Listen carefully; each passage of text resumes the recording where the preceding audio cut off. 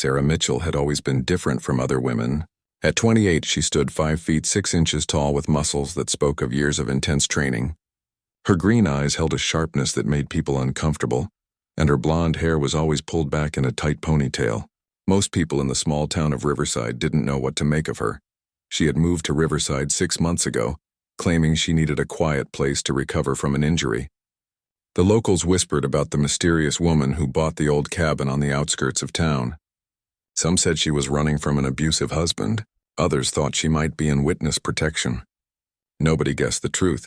Sarah was a former Navy SEAL, one of the first women to complete the grueling training program. For 8 years, she had served her country in some of the most dangerous places on Earth.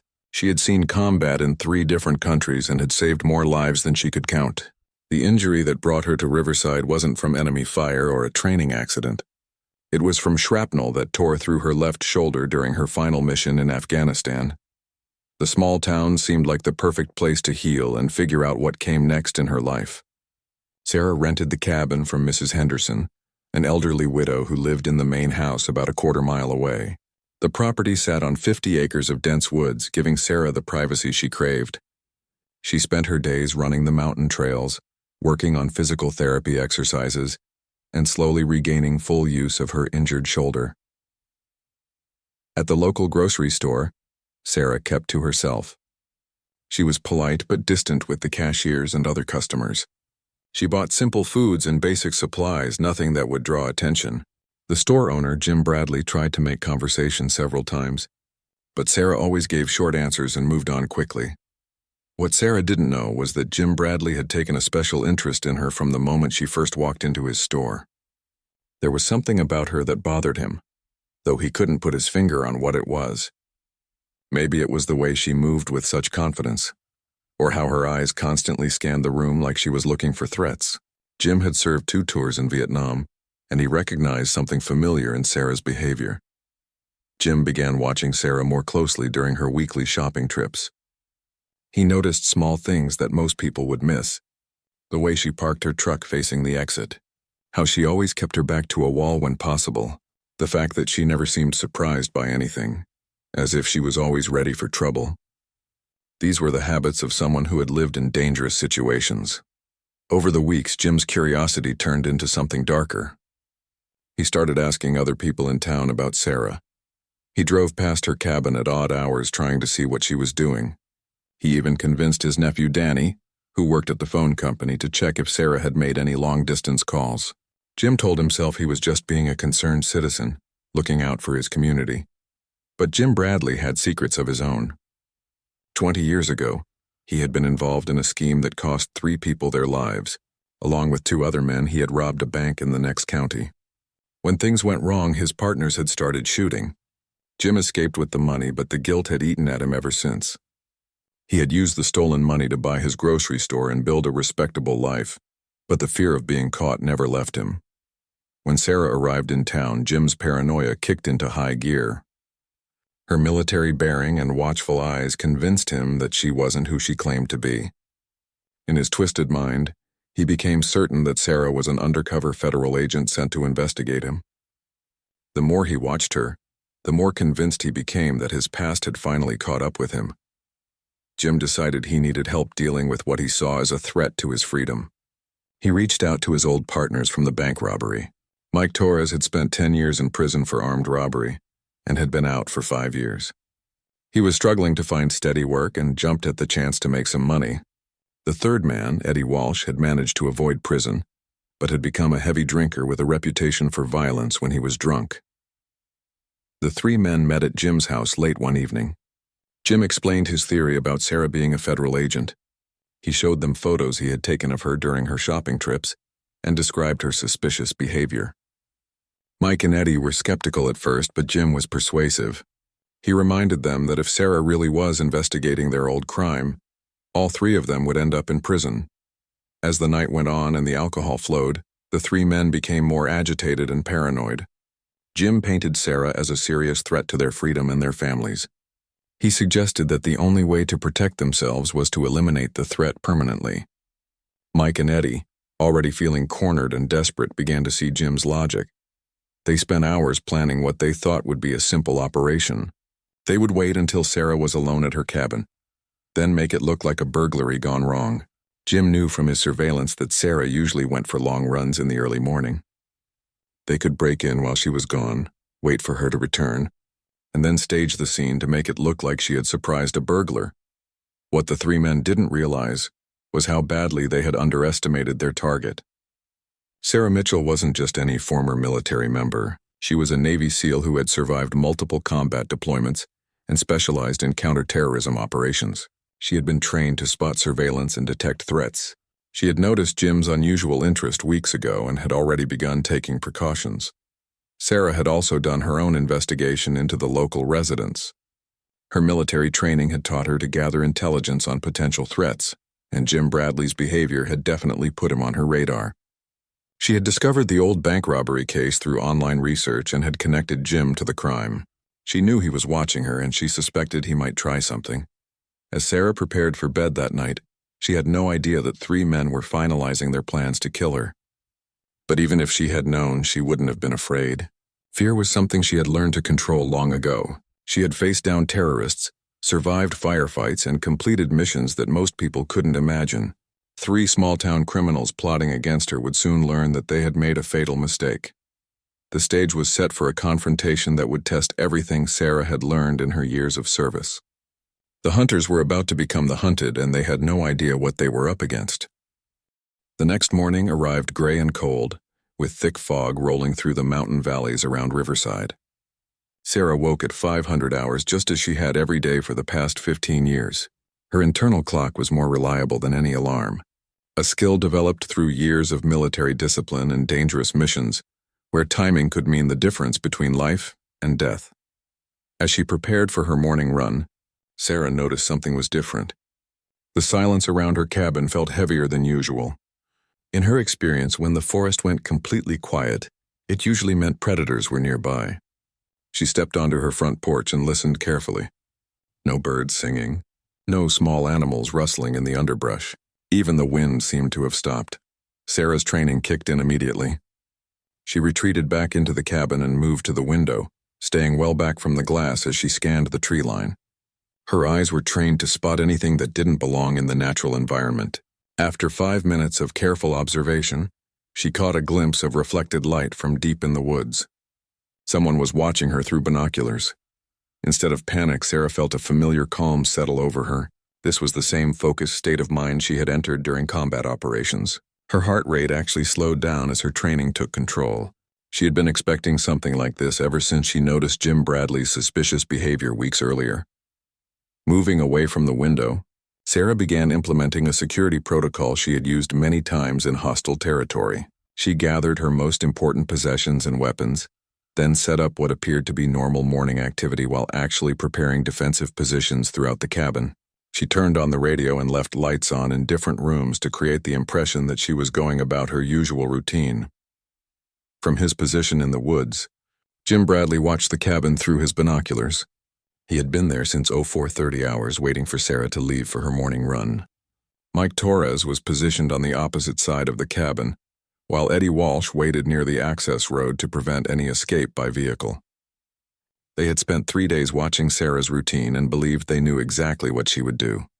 At 0545 hours, just as they expected, the front door opened and a figure in running clothes emerged from the cabin. The person stretched briefly on the porch, then jogged down the trail toward the main road. Jim waited another 10 minutes to make sure Sarah was truly gone, then signaled his partners to move in. What Jim didn't know was that the figure he had seen was actually a carefully arranged set of clothes, stuffed with pillows and positioned to look like a person from a distance. Sarah had used this deception technique many times during military operations. She was still inside the cabin watching through a carefully concealed observation point as 3 armed men approached her home. Mike Torres reached the back door first. He had brought a crowbar to force entry, but found to his surprise that the door was unlocked. This should have been a warning sign to an experienced criminal, but Mike was focused on getting inside quickly. He pushed the door open and stepped into the kitchen, his pistol drawn and ready. The cabin appeared empty and quiet. Mike moved slowly through the kitchen toward the living room, trying to avoid making noise on the old wooden floors. Behind him, Eddie Walsh came through the same door, also armed with a handgun. Jim Bradley circled around to the front of the cabin to make sure no one could escape that way. Sarah watched the two men from her concealed position in the cabin's loft. She had modified the space months ago, creating a hide that allowed her to observe the main floor without being seen. Through small gaps in the floorboards, she could track the intruders' movements and hear their whispered communications. Mike signaled Eddie to check the bedroom while he searched the living room. They were looking for evidence that might prove Sarah was a federal agent. Jim had convinced them that if they could find badges, weapons, or communication equipment, they could use it to prove their theory. Then they would wait for Sarah to return from her run and eliminate the threat permanently. In the bedroom, Eddie found what appeared to be a standard setup for a single woman living alone. Clothes in the closet, personal items on the dresser, books on the nightstand, nothing that screamed federal agent to his untrained eye.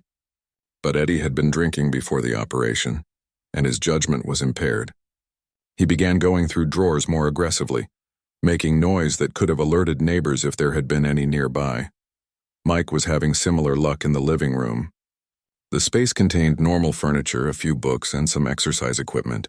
There was no obvious evidence of law enforcement activity, but Mike was getting nervous. Something about the situation felt wrong, though he couldn't identify what was bothering him.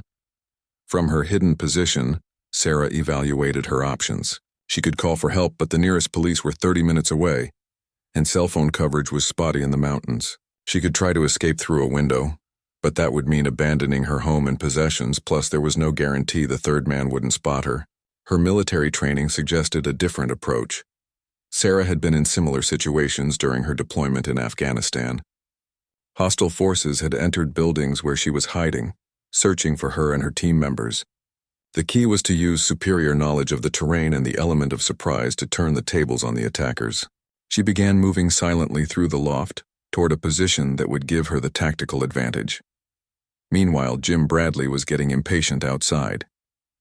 Through the front windows, he could see his partners moving around inside the cabin, but they hadn't given him any signals about what they were finding. The longer they stayed inside, the greater the chance that Sarah would return from her run and catch them in the act. Jim decided to enter through the front door to speed up the search. As Jim stepped through the front door, Sarah made her move. She had positioned herself directly above the living room, where Mike Torres was still searching through furniture. Using a technique she had learned in close-quarters combat training, Sarah dropped silently through the ceiling access panel and landed behind Mike before he realized what was happening. Sarah's first priority was to disable Mike's weapon. In one smooth motion, she grabbed his wrist and twisted his arm in a direction it wasn't designed to go.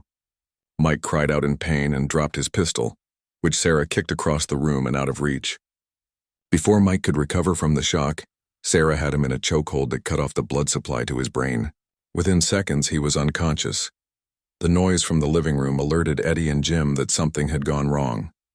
Eddie came running from the bedroom, his gun drawn but his alcohol-impaired reaction slow and clumsy. He saw Mike unconscious on the floor and Sarah standing over him, but his brain couldn't process the situation quickly enough. Sarah had already assessed Eddie as the next threat and was moving before he could raise his weapon.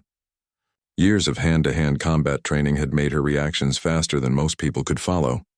She closed the distance between them in 2 steps, deflected his gun hand with her left arm, and delivered a precise strike to his solar plexus with her right fist. Eddie doubled over in pain, gasping for breath. Sarah followed up with a knee strike to his face that sent him crashing backward into the wall. His gun flew from his hand and slid under a piece of furniture.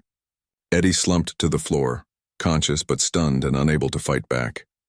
Jim Bradley heard the commotion and realized his carefully planned operation was falling apart.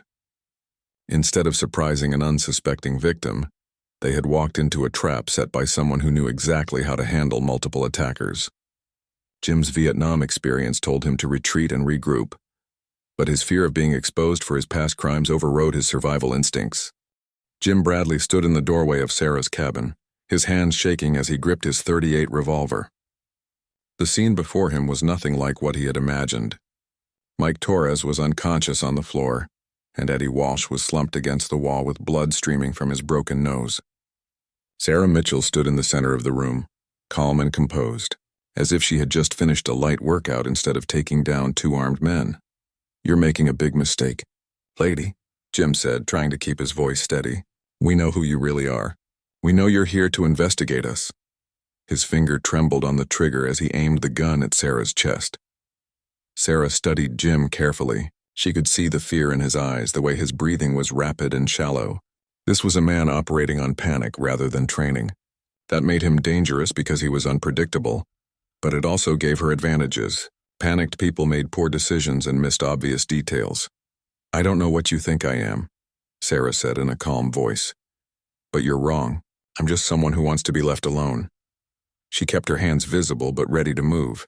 The distance between them was about 12 feet, too far for her to close before he could pull the trigger, but close enough that she had options if he made a mistake.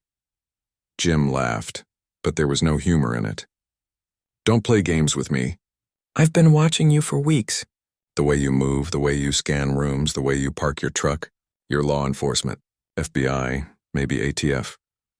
You're here because of that bank job 20 years ago. This confession confirmed what Sarah had suspected about Jim's motives, but it also gave her valuable information. He wasn't just paranoid. He was a criminal trying to cover up past crimes. That knowledge changed her tactical assessment of the situation. Jim wasn't going to walk away from this confrontation because he believed his freedom depended on eliminating her. "Even if that were true," Sarah said, "killing a federal agent would only make things worse for you. There would be investigations, resources you can't imagine devoted to finding out what happened to me. Is that really what you want?" Jim's face twisted with anger. "Nice try, but it's too late for that. We've come too far to back down now." He gestured toward his unconscious partners. "Besides, we're going to make it look like you were killed during a burglary. 3 desperate men breaking into an isolated cabin. You fought back, but there were too many of them. Tragic story, but these things happen in rural areas." Sarah realized that reasoning with Jim wasn't going to work. His fear had pushed him beyond rational thinking. She needed to either disarm him or create an opportunity to escape. But with 2 other men in the cabin, even if they were currently disabled, she couldn't afford to take chances. Mike Torres was starting to regain consciousness on the floor. He groaned and tried to sit up, his hand instinctively reaching for where his gun had been. Sarah saw his movement in her peripheral vision and knew her window of opportunity was closing. Soon she would be facing 3 opponents again, and the odds would shift dramatically. "Last chance," Jim said, his voice getting harder. "Are you going to tell me who you really work for, or do we do this the hard way?" Instead of answering, Sarah made her decision. She dove sideways behind the couch just as Jim pulled the trigger. The .38 slug tore through the fabric where she had been standing and embedded itself in the wall behind her. The sound of the gunshot in the enclosed space was deafening. Sarah rolled across the floor and came up behind a heavy wooden chest that would provide better cover from small arms fire. She had memorized the layout of her cabin and knew exactly where every piece of furniture was positioned. This gave her a significant advantage over the intruders who were operating in unfamiliar territory. Jim fired 2 more shots at the chest, but the thick wood absorbed the bullets. He was using a 6-shot revolver, which meant he had 3 rounds left before he would need to reload. Sarah counted each shot and tracked his ammunition in her head, just as she had been trained to do in combat situations.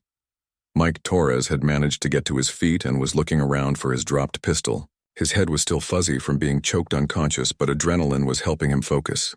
He spotted his gun near the kitchen entrance and began moving toward it, staying low to avoid any potential return fire from Sarah.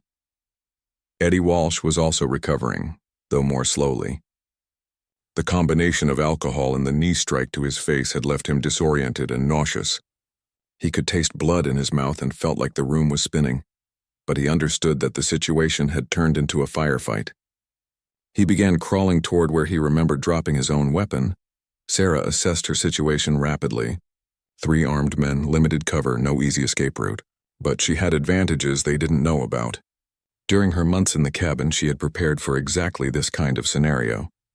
Hidden throughout the house were weapons, ammunition, and communication equipment that she could access if she could reach them. The nearest cache was in the kitchen, concealed inside a false bottom in one of the cabinets. It contained a pistol, extra magazines, and a satellite phone that could reach emergency services even in areas with no cell coverage. But getting to the kitchen would require crossing open ground where Jim could see her. Sarah decided to create a distraction. She grabbed a heavy book from the floor and threw it toward the front windows. The book crashed into the glass, creating a loud noise and the suggestion that she might be trying to escape in that direction. Jim instinctively turned and fired his fourth shot at the sound. While Jim was distracted, Sarah sprinted toward the kitchen. She made it halfway across the open space before Jim realized what was happening and swung his gun back toward her. His fifth shot missed by inches, splintering the wooden door frame as Sarah dove behind the kitchen counter.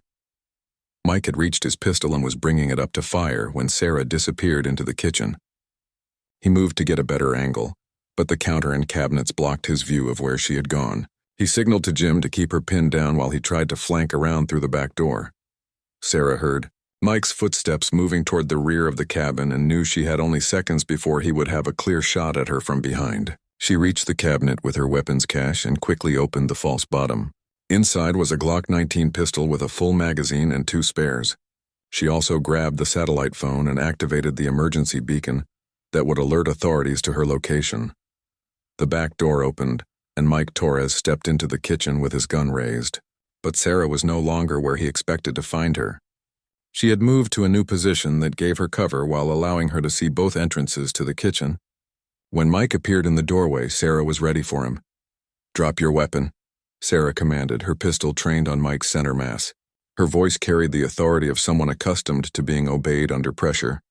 Mike hesitated for a fraction of a second, trying to decide whether to comply or fight. That hesitation was all Sarah needed to confirm that he wasn't going to surrender peacefully. Before Mike could make his choice, Sarah squeezed the trigger twice in rapid succession. Both rounds hit Mike in the chest, and he crumpled to the floor. Sarah had aimed for maximum stopping power rather than trying to wound him. In a life-or-death situation with multiple attackers, she couldn't afford to leave anyone capable of continuing to fight. The gunshots galvanized Jim Bradley into action. He had 1 round left in his revolver, but he also had a backup gun in his jacket pocket. More importantly, he realized that Sarah was far more dangerous than he had imagined.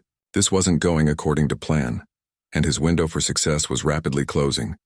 Jim rushed toward the kitchen, firing his last round as he moved. The bullet went wide, but it forced Sarah to take cover behind the refrigerator. Jim used those few seconds to pull his backup weapon, a small .380 pistol, from his pocket. Eddie Walsh had finally found his gun and was trying to get back into the fight, but his injuries and the alcohol in his system were making it difficult for him to focus. He could hear gunfire from the kitchen and knew the situation was getting out of control. Part of him wanted to run, but he was afraid that if Sarah survived, she would identify him to the police. Sarah heard Jim approaching and knew she needed to end this confrontation quickly. She had already been in one extended firefight, and the noise would eventually draw attention from neighbors or passing motorists. The satellite beacon would bring help, but not for at least 20 minutes. She made a tactical decision that would have surprised Jim if he had known about it. Instead of waiting defensively for him to find her, Sarah went on the offensive. Sarah Mitchell moved through her kitchen with the fluid precision of a predator. Years of close-quarters combat training had taught her that sometimes the best defense was a calculated offense. She could hear Jim Bradley's labored breathing as he approached the kitchen entrance. His backup pistol ready, but his movements clumsy with fear and adrenaline. Using a technique she had perfected during house-to-house fighting in Afghanistan, Sarah positioned herself at an angle that would give her the first shot when Jim appeared in the doorway. She controlled her breathing, slowed her heart rate, and waited with the patience that had kept her alive through 8 years of military operations. Jim Bradley paused outside the kitchen, trying to gather his courage. He had never been in a real gunfight before. The bank robbery 20 years ago had involved shooting, but that had been his partners firing wildly while he ran for the exit. Now he was face to face with someone who clearly knew how to handle weapons and wasn't afraid to use them. "Sarah," Jim called out, his voice cracking slightly. "We can work this out. Maybe we were wrong about you. Maybe we can just walk away from this and pretend it never happened." Sarah didn't respond. She had learned long ago that talking during a tactical situation was usually a mistake. Words could give away your position, distract you from threats, or provide information to your enemies. Jim's attempt at negotiation was likely either a trap or a sign that his resolve was weakening. Eddie Walsh had managed to crawl across the living room toward the kitchen area. His gun was in his hand, but his vision was blurred and his coordination was severely impaired. He could taste blood in his mouth from his broken nose and his head was pounding. Still, he was determined to help Jim finish what they had started. The silence from the kitchen was making Jim more nervous by the second. He knew Sarah was in there somewhere, probably waiting for him to show himself. But he also knew that every minute they spent in the cabin increased their chances of being discovered. He had to make a move. Jim took a deep breath and stepped quickly into the kitchen doorway, his .380 pistol raised and ready to fire. But Sarah wasn't where he expected her to be. The kitchen appeared empty except for Mike Torres's body on the floor. Jim's eyes swept the room, searching for his target. Sarah was positioned behind the kitchen island, using it as cover while maintaining a clear view of the entrance. When Jim appeared in the doorway, she had a perfect shot at his upper torso. But instead of firing immediately, she gave him one chance to surrender. "Drop your weapon and get on the ground," Sarah commanded, her voice steady and authoritative. "This is your only warning." Jim spun toward the sound of her voice, but he couldn't see her behind the island. Panic overrode his judgment, and he fired 3 rapid shots in her direction. The bullet struck the wooden island and the cabinets above it, sending splinters flying but missing Sarah completely. Sarah returned fire with precision. Her first shot hit Jim in the shoulder, spinning him around and causing him to drop his pistol. Her second shot caught him in the leg, sending him crashing to the floor. She could have killed him easily, but she chose to wound him instead. She wanted at least one of the attackers alive to answer questions. Jim Bradley lay on the kitchen floor, clutching his wounded shoulder and moaning in pain. Blood was seeping through his fingers and pooling on the linoleum beneath him. The .380 pistol had skittered across the floor and come to rest under the kitchen table, well out of his reach. Eddie Walsh heard the gunfire and tried to move faster toward the kitchen, but his injuries and intoxication made coordination nearly impossible. He stumbled against a piece of furniture and knocked over a lamp, creating noise that alerted Sarah to his position. "Eddie, stay where you are," Sarah called out. "Your friends are down and this is over. Don't make me hurt you too." But Eddie was beyond rational thinking. The combination of alcohol, head trauma, and desperation had pushed him into a state where he couldn't process the situation clearly. He believed that if he didn't fight, he would spend the rest of his life in prison. With tremendous effort, he forced himself to stand and began stumbling toward the kitchen. Sarah heard Eddie's unsteady footsteps and knew she would have to deal with him as well. She moved to a position where she could cover both the wounded Jim Bradley and the entrance where Eddie would appear. Her military training had prepared her for exactly these kinds of multi-threat scenarios. Eddie Walsh appeared in the kitchen doorway, swaying on his feet and trying to aim his pistol despite his impaired vision. He could see Jim on the floor and Mike's body near the back door.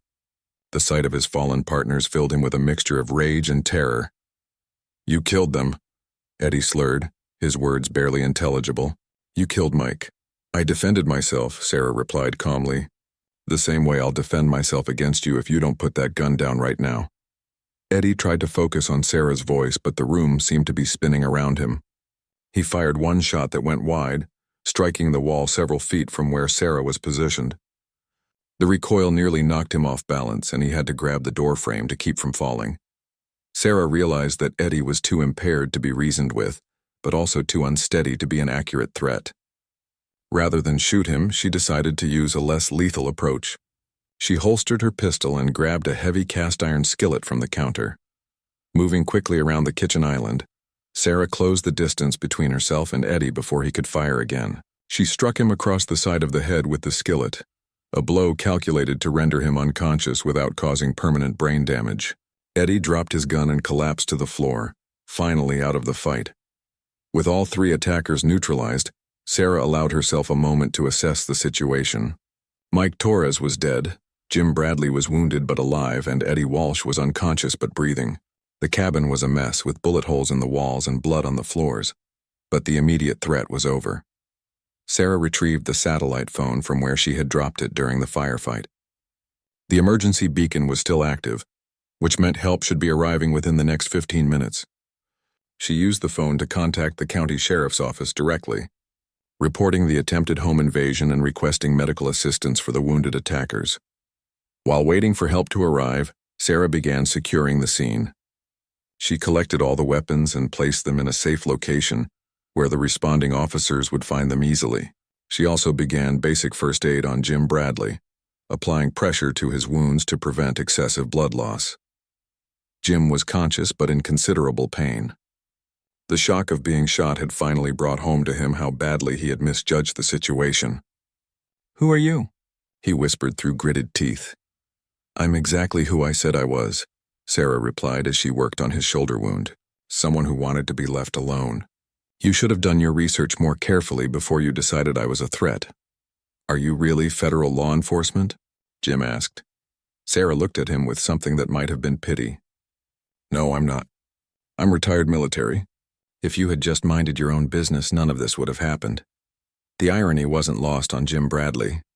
In his paranoid attempt to protect himself from imaginary federal agents, he had attacked a woman who had no interest in his past crimes.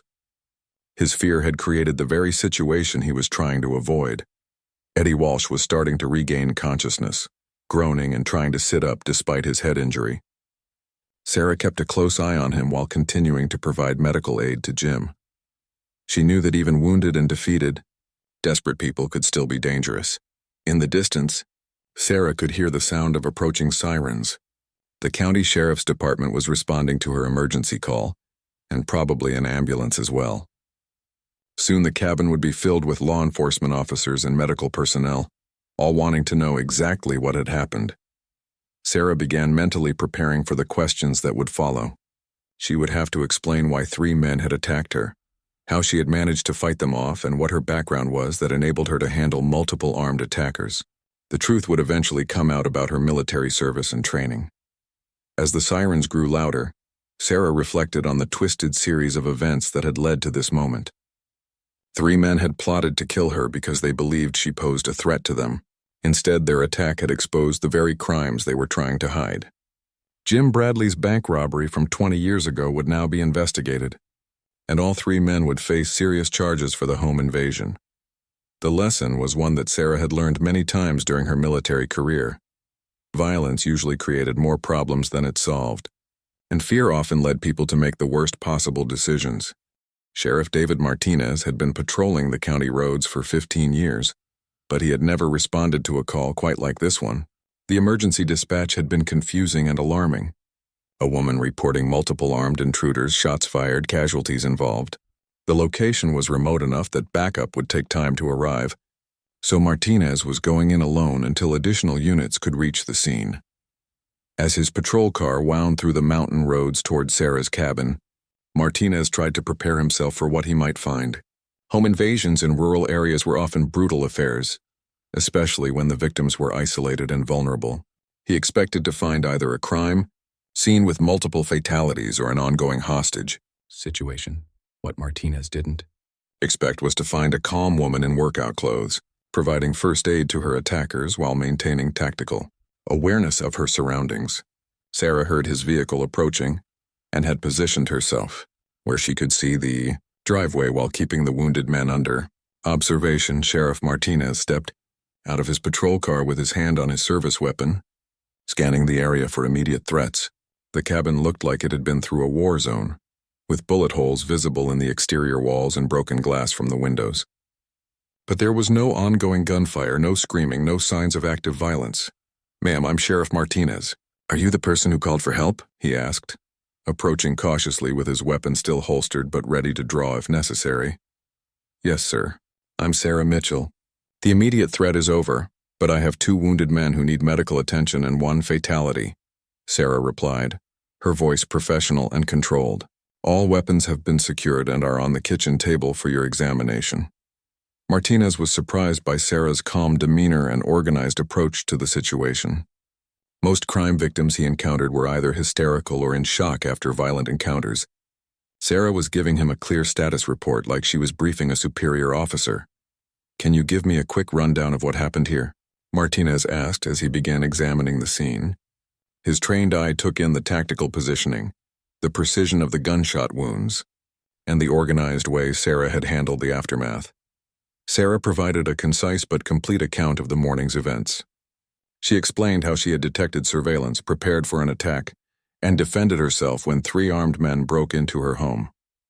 She identified the attackers as Jim Bradley, Mike Torres, and Eddie Walsh, and explained Jim's apparent belief that she was a federal agent investigating his past crimes. As Sarah spoke, Martinez realized he was dealing with someone who had significant training and experience in violent situations. Her terminology, her tactical awareness, and her ability to remain calm under pressure all suggested military or law enforcement background. When he asked about her experience, Sarah explained her service as a Navy SEAL. The revelation that she was a former Navy SEAL explained everything Martinez had observed about Sarah's handling of the situation. It also made him realize how badly the three attackers had miscalculated their target. They had planned to kill what they thought was a lone woman in an isolated cabin. Instead, they had attacked one of the most highly trained combat veterans in the country.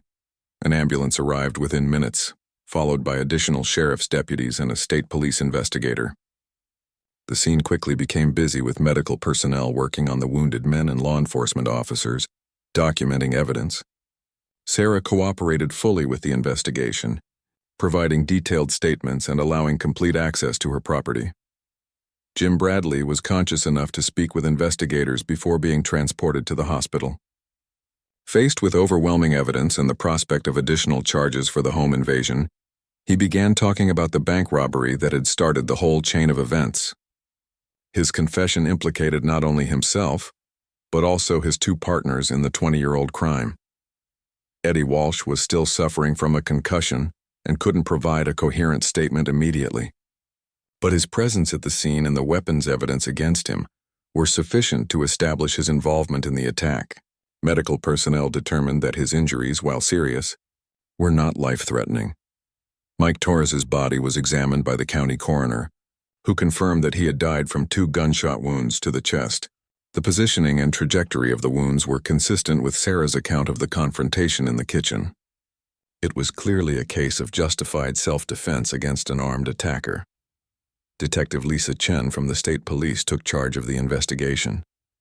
She had extensive experience with violent crimes and was impressed by the thoroughness of Sarah's defensive preparations and the restraint she had shown in dealing with the attackers. Sarah could have killed all 3 men easily, but she had chosen to use only the minimum force necessary to neutralize the threats. "You saved 2 lives today by not killing men who were trying to kill you," Detective Chen told Sarah as they completed her statement. "That shows remarkable discipline under pressure." Sarah appreciated the recognition, but she was more concerned about the impact this incident would have on her quiet life in Riverside. She had come to the mountains seeking peace and anonymity, not to become the center of a major criminal investigation. The media attention alone would make it difficult for her to maintain the low profile she preferred. Word of the incident spread quickly through the small town of Riverside. By afternoon, reporters from 3 different news outlets had arrived to cover the story of the Navy SEAL, who had fought off multiple attackers. Sarah declined all interview requests, but that didn't stop the speculation and rumors from spreading. Mrs. Henderson, Sarah's elderly landlord, was both shocked and proud when she learned what had happened. She had suspected that Sarah was someone special, but she never imagined her quiet tenant was a decorated military veteran. Mrs. Henderson made it clear that Sarah was welcome to stay on the property as long as she wanted.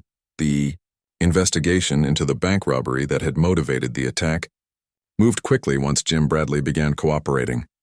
Detectives discovered that the 3 men had stolen over $200,000 20 years ago, and that Jim had used his share to purchase his grocery store. The stolen money was considered evidence, which meant Jim's business assets could be seized by the government. Mike Torres's criminal history revealed a pattern of escalating violence that had continued after his release from prison 5 years earlier. Police connected him to several unsolved armed robberies in neighboring counties. His death had likely prevented future crimes and saved potential victims from violence. Eddie Walsh's drinking problem became apparent during his hospital stay. Medical tests showed severe liver damage and other health issues related to chronic alcohol abuse. Even if he avoided prison time for the home invasion, his physical condition suggested he didn't have many years left. Sarah spent the next several days dealing with insurance adjusters, repair contractors, and follow-up interviews with investigators. Her cabin needed extensive work to repair the damage from the gunfight, including new windows, patched walls, and replacement flooring in areas stained with blood. During this time, Sarah received an unexpected phone call from her former commanding officer in the Navy. News of the incident had reached the military community, and there was interest in having Sarah return to active duty or take a position training other special operations personnel. The offer was tempting, but Sarah wasn't ready to give up her civilian life just yet. The legal proceedings moved forward with unusual speed. Jim Bradley pled guilty to multiple charges related to both the home invasion and the bank robbery. His cooperation with investigators earned him a reduced sentence, but he still faced 15 to 20 years in federal prison. Eddie Walsh also pled guilty when he recovered sufficiently to understand the charges against him. The district attorney's office declared Sarah's actions completely justified under state self-defense laws. She would face no criminal charges for the death of Mike Torres or the wounding of Jim Bradley and Eddie Walsh. The case was considered a textbook example of lawful self-defense against multiple armed attackers. Local law enforcement agencies began reaching out to Sarah about possible employment opportunities. Her demonstrated skills and experience made her an attractive candidate for specialized units dealing with dangerous criminals. Several offers included significant sign-on bonuses and accelerated promotion tracks. Sarah was grateful for the opportunities, but she remained focused on her original goal of finding peace and purpose in civilian life. The incident had reminded her that her military skills were still sharp, but it had also reinforced her desire to move beyond the violence that had defined so much of her adult life. As the immediate aftermath of the attack settled down, Sarah began to consider her options for the future. She could stay in Riverside and try to rebuild her quiet life, but the media attention and local notoriety made that difficult. She could return to military service or law enforcement, where her skills would be valued and utilized, or she could move somewhere else and start over again. The decision would shape the next chapter of her life, but Sarah wasn't in any hurry to make it. She had learned patience during her military career, and she knew that important decisions were best made with 3 weeks after the attack. Sarah stood in her newly repaired cabin and tried to decide what came next. The contractors had done excellent work restoring the damage from the gunfight, but something fundamental had changed. The peaceful sanctuary she had created for herself felt different now. Every time she looked at the kitchen, she remembered Mike Torres lying dead on the floor. Every time she walked past the living room, she thought about the moment when 3 armed men had violated her home. The media attention had been relentless for the first week. News vans parked on the road leading to her cabin, reporters calling her phone at all hours, helicopter news crews flying overhead to get aerial shots of the property. Sarah had refused all interview requests, but that hadn't stopped the speculation and sensationalized reporting about the Navy SEAL who took down 3 attackers. Most of the coverage portrayed her as a hero, which made Sarah uncomfortable. She didn't see herself as heroic for defending her own life. She had simply used her training to survive a life-threatening situation. The real tragedy was that 3 men had chosen violence over reason, leading to death and destruction that could have been avoided entirely. Sarah's phone rang constantly with job offers from law enforcement agencies, private security companies, and military contractors. A police department in Colorado wanted her to head their new tactical response unit. A security firm in Virginia offered her a 6-figure salary to train corporate executives in personal protection. The FBI had reached out about a consulting position helping develop counterterrorism training programs. Each offer was tempting in its own way, but Sarah couldn't shake the feeling that accepting any of them would be moving backward rather than forward. She had spent 8 years in the military using violence to solve problems. Coming to Riverside had been an attempt to find a different path, to discover who she was when she wasn't defined by her ability to fight and kill. The attack had proven that she couldn't completely escape her past or her training, but it had also shown her something she hadn't expected. During the fight with the 3 men, she had made conscious choices about how much force to use. She could have killed all 3 attackers easily, but she had chosen restraint whenever possible. That suggested growth and maturity that she hadn't credited herself with. Mrs. Henderson had visited several times since the incident, bringing homemade meals and offering comfort. The elderly woman had lived through World War II and understood something about violence and its aftermath. She didn't ask probing questions or offer simple solutions. She just provided quiet companionship and practical support. "You know, dear," Mrs. Henderson said during one of her visits, "my late husband came back from the war with a lot of dark memories. He thought he needed to hide from them. But what he really needed was to find a way to use what he had learned to help people instead of hurt them. The comment stuck with Sarah as she considered her options. She had been thinking about her military training as something to escape from, but maybe Mrs. Henderson was right. Maybe the key wasn't running from her past but finding constructive ways to use her experience. Sarah began researching organizations that helped military veterans transition to civilian life. She discovered that many former service members struggled with the same issues she was facing: how to find purpose and identity outside the military structure, how to deal with trauma and violence, how to build meaningful relationships with people who hadn't shared similar experiences. The statistics were sobering. Veteran suicide rates were significantly higher than the general population. Unemployment, homelessness, and substance abuse were common problems among former military personnel. Many veterans felt isolated and disconnected from civilian society, unable to relate to people who hadn't experienced combat or military service. Sarah realized she had been fortunate in many ways. Her injury had forced her to leave the military, but she had received good medical care and disability benefits. She had saved money during her service and could afford to take time figuring out her next step. Not all veterans had those advantages. After several days of research and reflection, Sarah made a decision that surprised even her. Instead of taking one of the high-paying job offers, she decided to start a non-profit organization focused on helping female veterans transition to civilian life.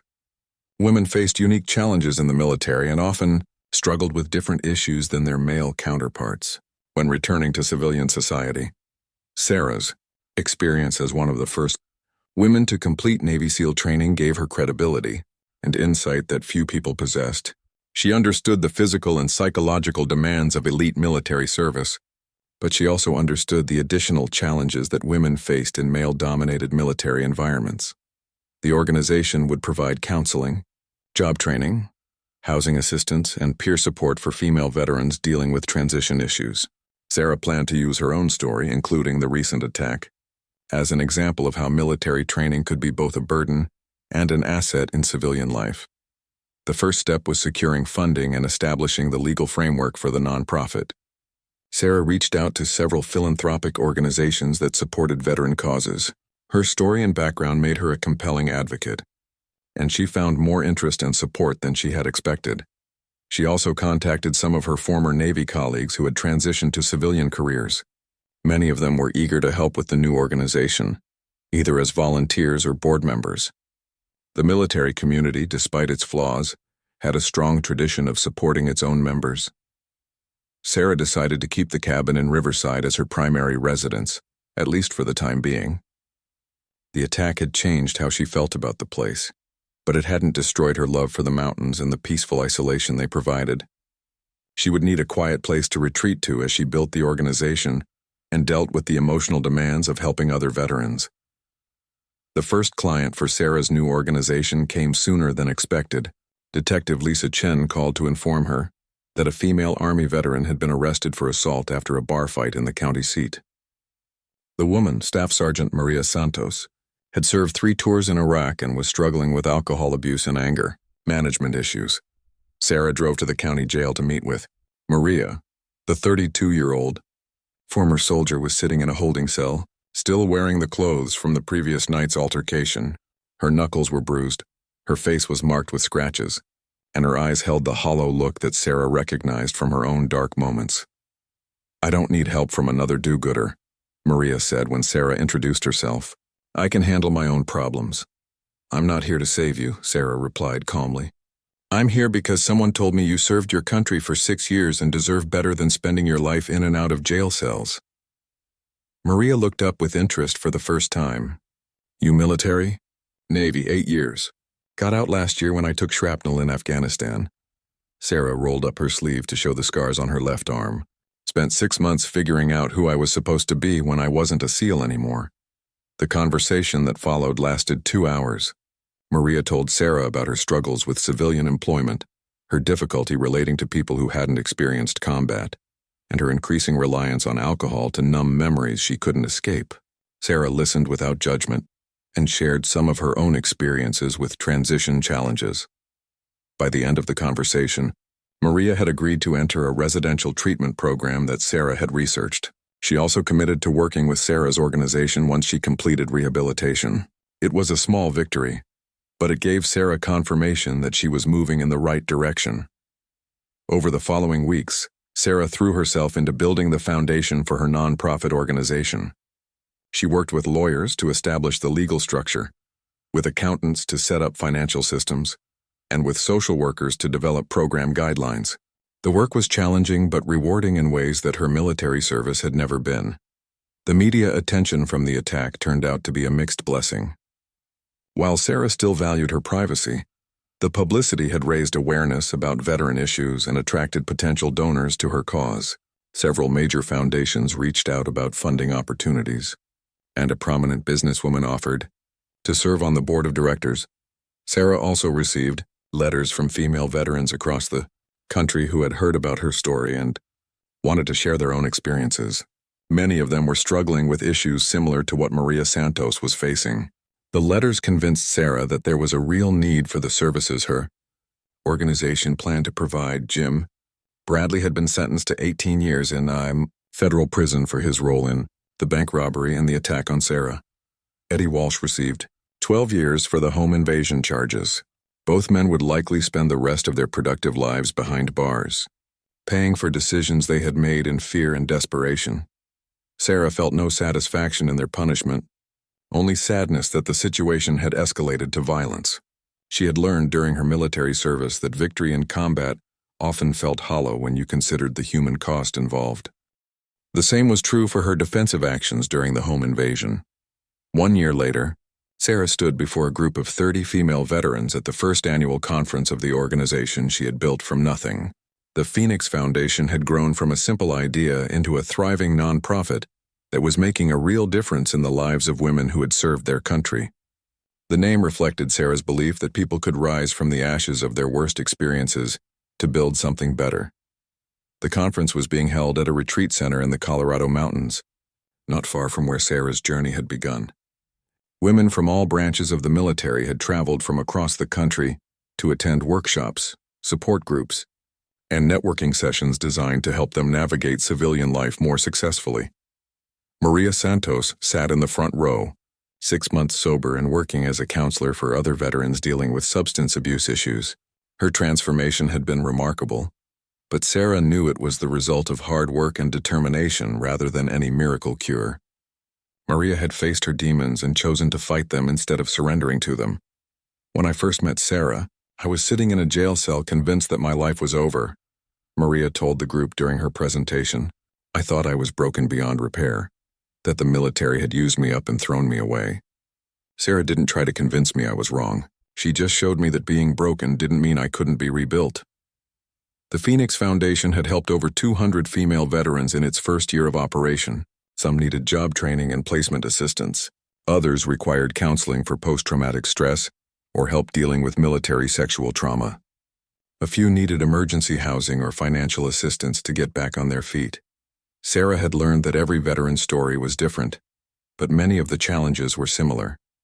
The transition from military structure to civilian freedom was difficult for everyone, but women often faced additional obstacles. They had to deal with skepticism about their service, discrimination in employment, and social isolation in communities that didn't understand their experiences. The Foundation's approach was holistic, addressing not just immediate needs but long-term goals for stability and success. Sarah had recruited a team of professionals including psychologists, career counselors, financial advisors, and legal advocates. But the core of the program was peer support from other veterans who understood the unique challenges of military service.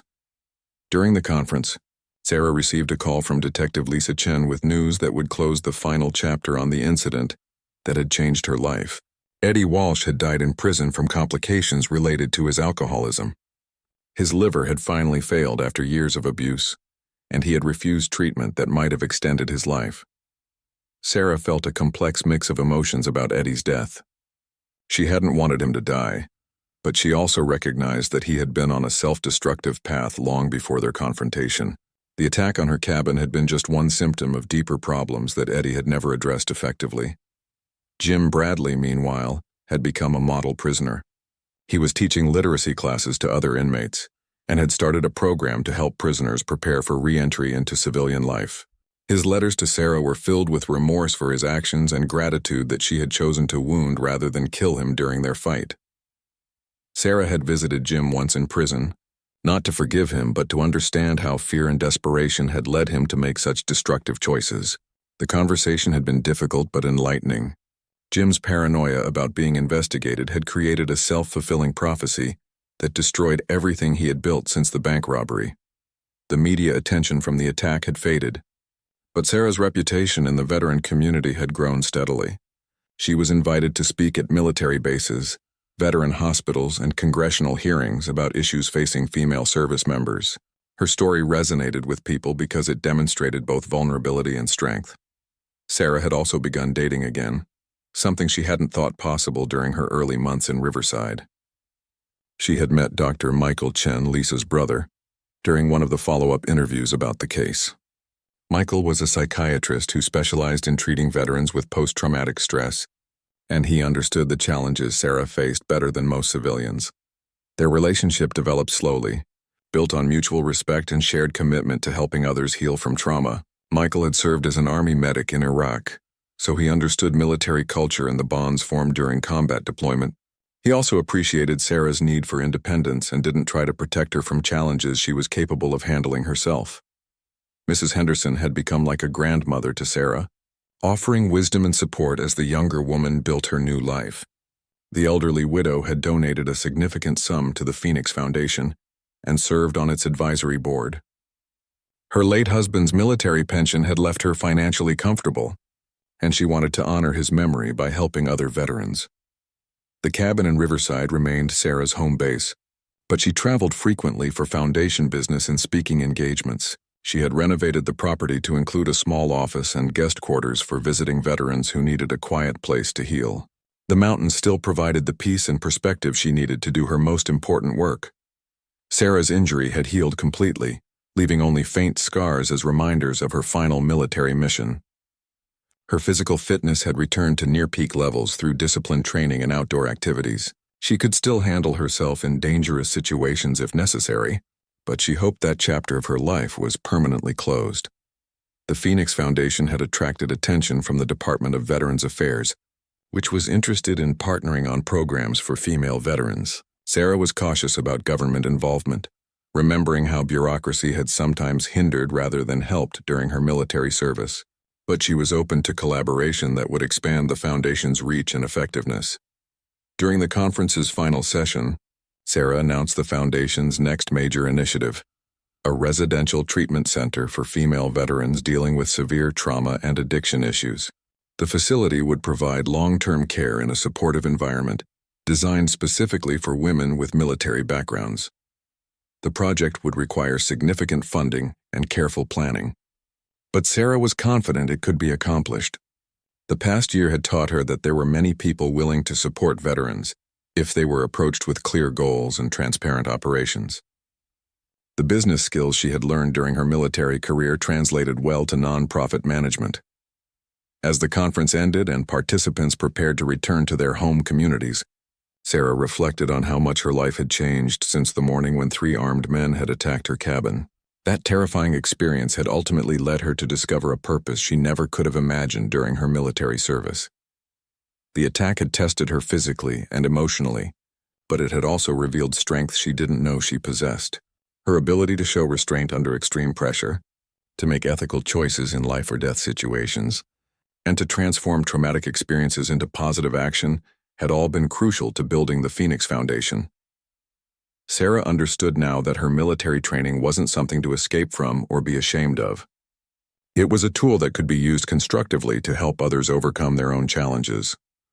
The discipline, leadership skills, and mental toughness she had developed as a Navy SEAL were exactly what she needed to build an organization that could make a real difference. As she locked up the conference center and prepared to drive back to Riverside, Sarah thought about the future with optimism she hadn't felt in years.